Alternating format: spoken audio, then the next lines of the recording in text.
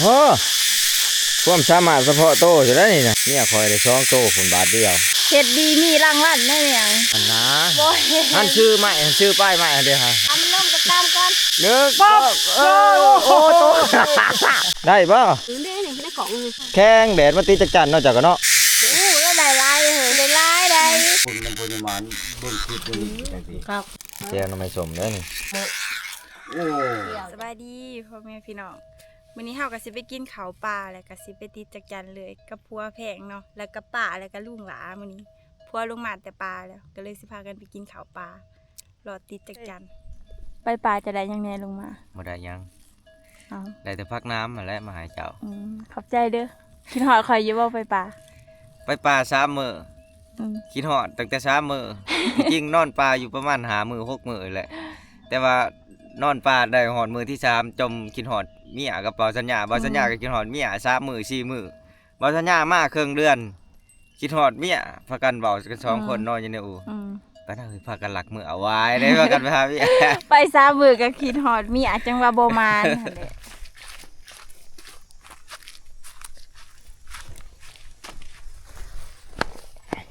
คลิปนี้ก็เป็นคลิปแรกของสตอยเนาะทุกคนฝากกดไลค์กดติดตามได้เลยทุกคนเฮ้ยเจียข่อยเนี่ยบ่ดีแอวครับหนูป้าไปใส่อย่างอื่นเขาสิไปทางใดทางนี้หรือทางดีบ่ไปทางหน้าเฮาได้เสียงจัดห้องได้ยินป่ะได้ยิน2 หนุ่มของเราสิไปตัดใหม่มาติดจักจันเฮ็ดอีหยังเฮ็ดใหม่ไปติดแล้วมันติดจักจันแล้วนี่มันบ่จะสิเทิงจักบ่แล้วมันบ่มีดิแกคัดไปก่อนลูกใหม่เจ้ามันคือโคตรแท้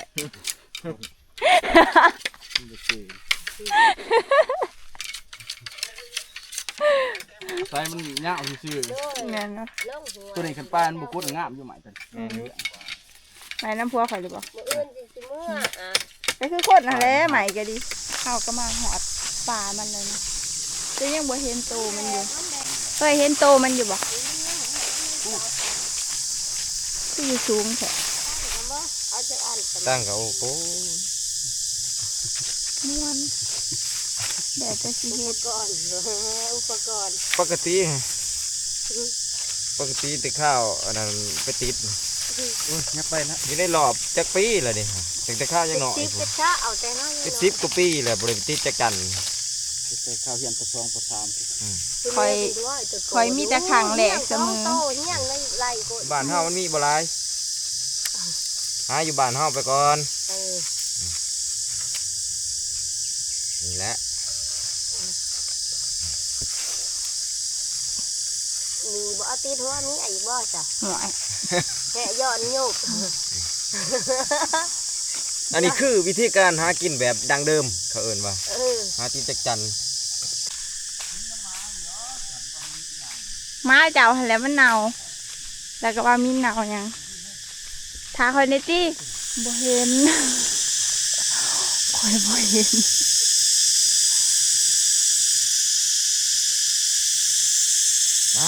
เห็นบ่โอ้เห็นได้แล้วตัวหนึ่งเก่งให้เก่งกำลังได้ตัวเดียวเบิ่งสิเอาอีกนี่ตัวนี้ตัวใหญ่ได้นี่ใช่เด้เห็นบ่โอ้เห็นว้าว ปึ๊บเห็นบ่เห็นจักจันนะอันตัวที่2เอาอีกนี่เบิ่งโอ้พัวข่อยมานใช่อ๋อ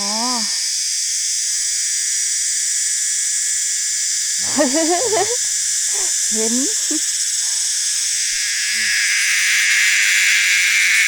ตัวที่3กบใหญ่เลย3 ตัว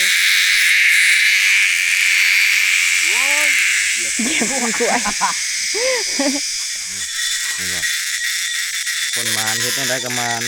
ได้แหงมานมันทุกคนมาน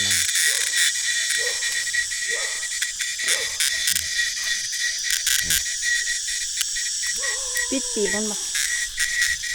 ติดนี่เขาจะให้มันสะอาด อ๋อ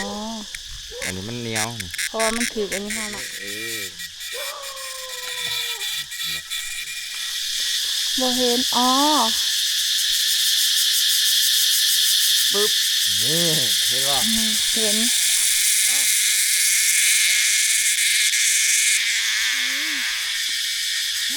มีตาหามีแววไหมเธอนี่ บ่เห็นหู ปึ๊บเห็นป่ะ โอ้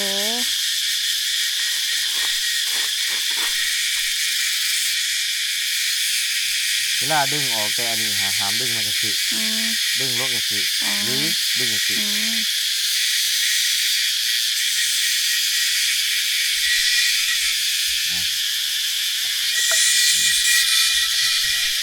โอ้โห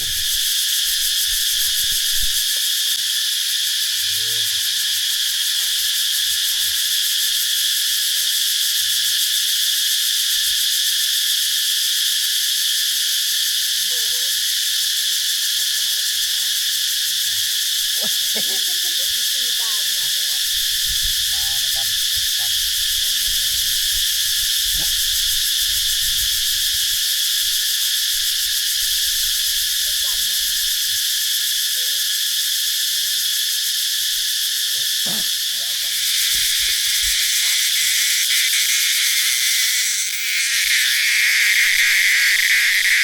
ใช่บ่เห็น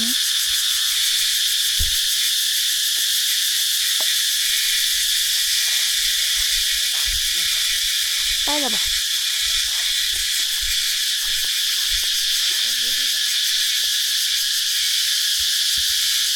มันหองจำๆเลยอะ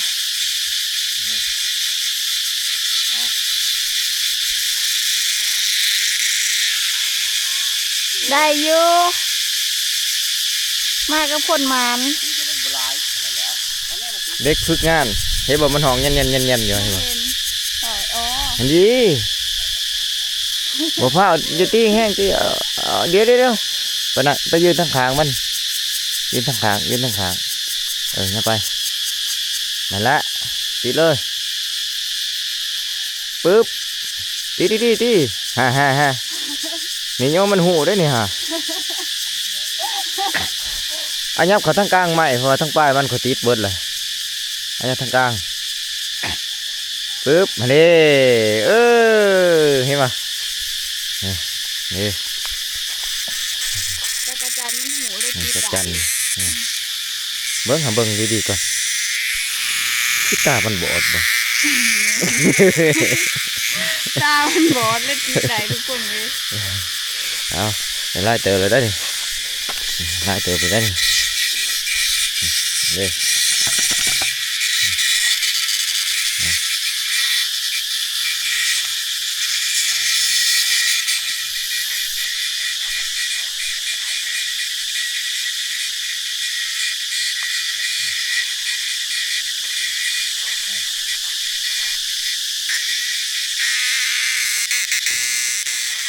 จะคือหมานเถอะ คนมานเนาะ หน้าตาต้องใช้มันตาบอดไปสองขางคือกันนี่ใช้โอ้ฮันเด็กคุณเด็กอยู่พวกใหม่เต็มนะเห็นปะ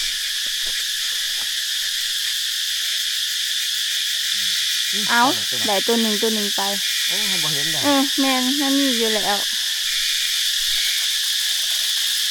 อุ๊ย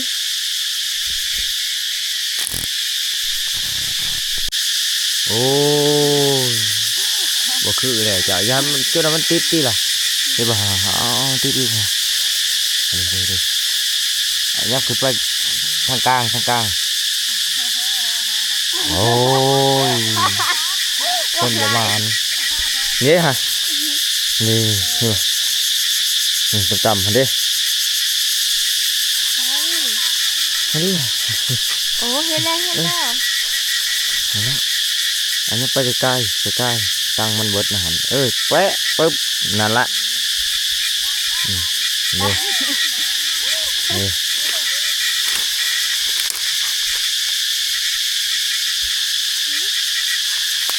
นะอันนี้มันห้องอีกฮะไม่ใช่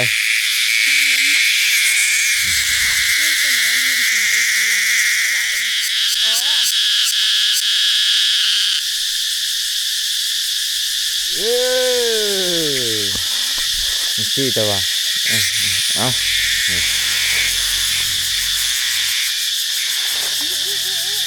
ดิ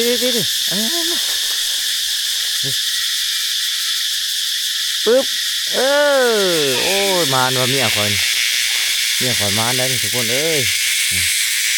เอาจะจันร้ายอยู่แขนไปเลย ใช่ปะใส่ร้ายบ่ ทุ่งของ มาอันเดียวใช่เบิ่งในหน้าตาคนงานนี่ถูกโอ้เห็น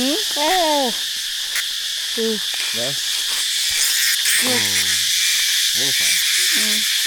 ได้ทำการเนอะ น้าโต้สิกันเบิ้ง บ่ทันได้เพศบ่ทันได้ไปไกลได้เก็บของซึ่งก็ไม่ต้องนั่นกันเจ้าก็พอใช้สิได้ลายกูกัน ท่านคอยได้ร้ายกว่าเด้จะเที่ยงเงินได้คอยบ่ จะเจียกันเมื่อเอาเจียกันเมื่อ ไผได้สิเจียลุงหลาได้ไผได้ยินแต่เสียงบ่เห็นโตมัน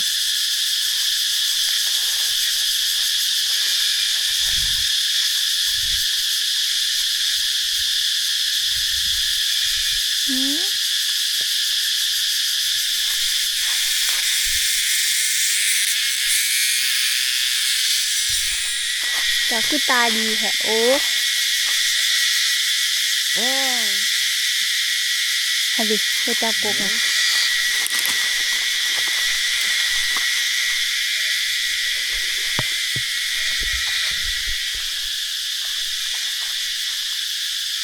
เนี่ยเบิ้งนะ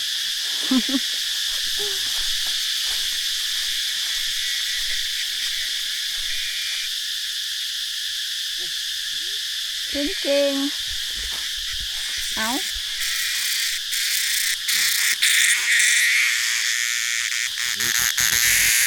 ตามคือว่าข่อยมาแล้วทุกคนโอ้แขนหยอดติวน้ำ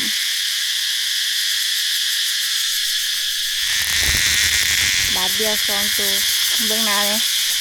หน้าตาเป็นจังสีเนาะ โอ้ตะจันตัวนี้งามเนาะ อันนี้เนี่ยเอามาจัดกัน นี่เนาะ ใช่ใช่ไหม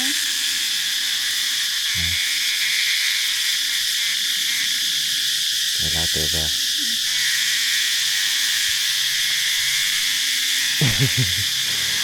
ติดเบิดล่างหัน บ่ออก อาทิตย์หนึ่งเพื่อจะออกเลย จับนี่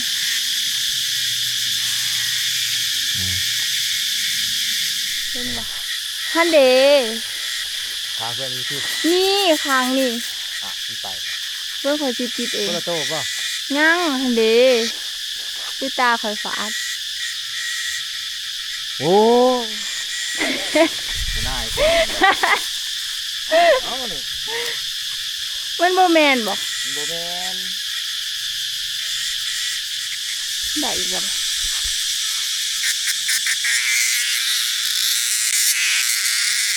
เฮ้ยอ๋อมันมีอีกินได้บ่กินได้กับเบื่ออันนี้เนาะยิบนะมือคอยมันมีแต่เปลือกมัน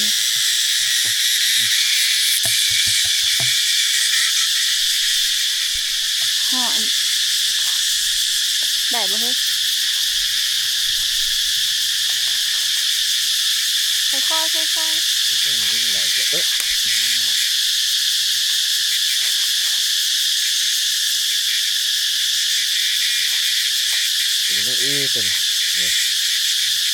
ินมันกับเบื่อ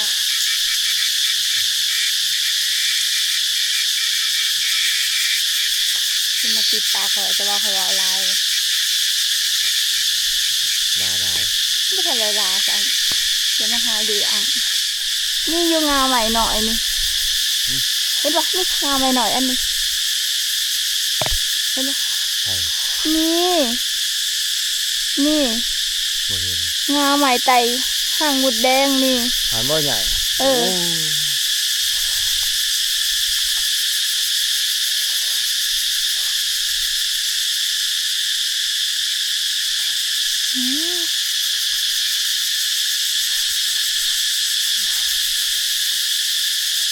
เนี่ยมีเติมคือจังว่าตัวใหญ่ๆนะมันก็สูงค่ะ โอ้ยติดแล้วนะช่องโตคันติดได้แช่นอนน้ำดอกแมลง โมนอนดอกบ่ติด เอาติดเอาดิหันช่องโตน่ะเห็นป่ะ มันสูง นั่นแหละมันสูงยังไงปึ๊บมาเลยตัวเดียวย ามันโอ้อีกตัวหนึ่งมีปลายค่ะ บ่ได้นอนน้ำที่ใดตัวเดียว ฮะ บ่ได้นอนน้ำ บ่ต้องได้ช่องโต นี่เลยแหละเดี๋ยวตัวเดียวที่เอาขาขา ตัวแม่เห็นป่ะนี่ก้นแหลมๆตัวแม่ ที่คอย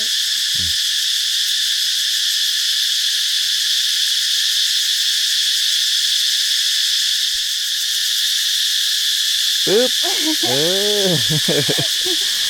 ก็เขียวข้างๆอย่าเดินไป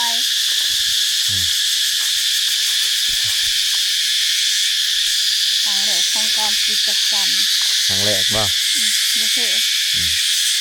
เพราะว่ามีตัวอาไปติดมาหากิน เดี๋ยวสิพาเคยบ่เคยยังก็สิพาเคยดอกบาดนี่ฮะ ป่าเขาจะป่า เออเวลาเจอแล้วเด้อ อุ้ยเฮ้ยเขาเห็นแต่ตัวมันไง เฮ้ย ฮันดี ตาดีว่ะเอาเลยเอาเลยเอาเลยเอาเลยเอาเลยเอาเลยเอาเลยเอาเลยแน่แฮ่ไปบนช่องบานนี่หมาก็ได้ที่ลึกดีนี่ทรายไปเบิดนะไปแล้วประจักษ์ ขึ้นไปเหรอ แน่ไปแล้ว ให้มันยิงไป โอ้มันเห็นเจ้าแล้ว โอ้เห็นแล้วเห็นแล้วเห็นแล้ว เอาเลยใส่เอามาเลยติดปึ๊บมาเลยน่าเก่งเลยดิฮะเห็นปะเดี๋ยวอยู่ดนๆน่ะสิสอนวิธีการหากินทุกอย่างให้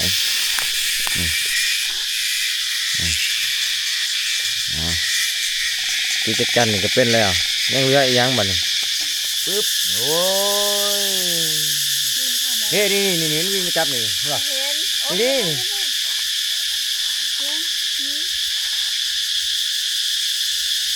เออเห็นปะ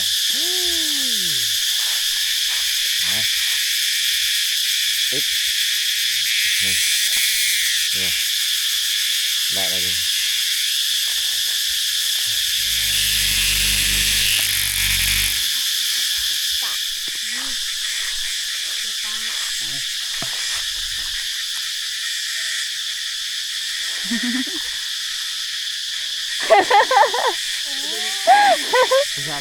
จักโจ ตามๆกับอะไร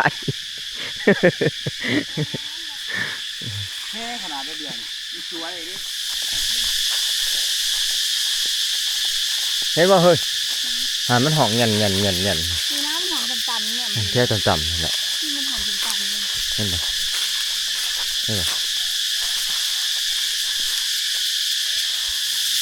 โอ้พวกข่อยมานทุกคนขาบละซองเลยเห็ดดีมีรางวัลได้เนี่ย บางทีมันเห็ดหยังกันล่ะบริษัทมันบ่ โบ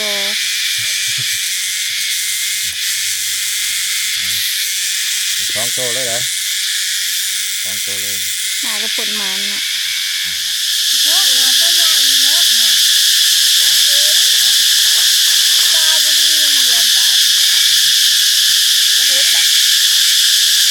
อ๋อเจ้าสิติดมาหย่านี่ฮะเด้อ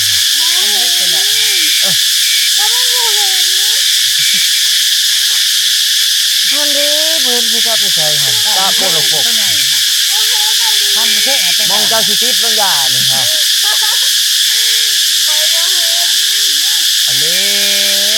ปูลูกโป่งเขาได้ฮะนี่ฮะนี่ก็จับใหม่ละฮะเห็นหาได้หามันไตหาได้เร่งงามหาได้หามันไตอยู่หาได้โอ้เห็นแล้ว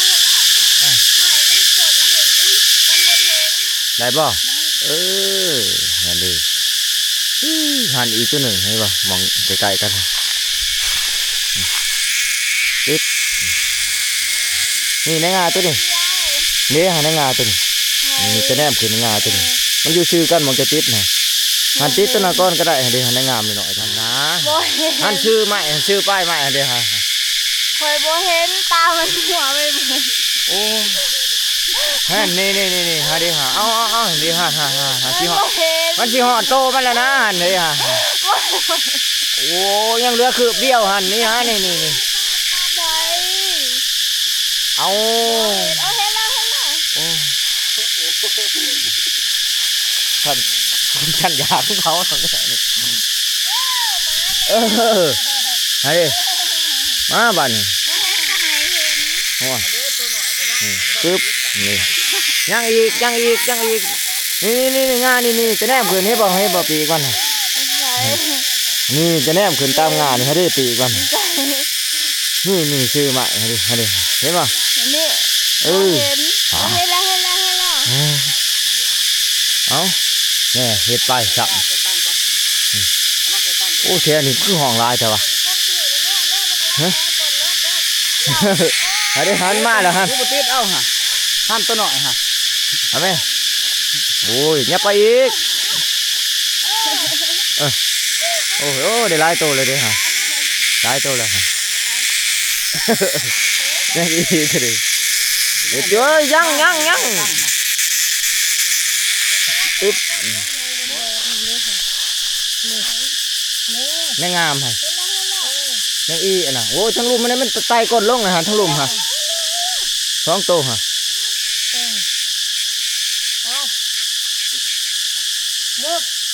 โอ้เนี่ยนะก็ยังได้เชยเนาะปั๊บโอ้ยนี่วะ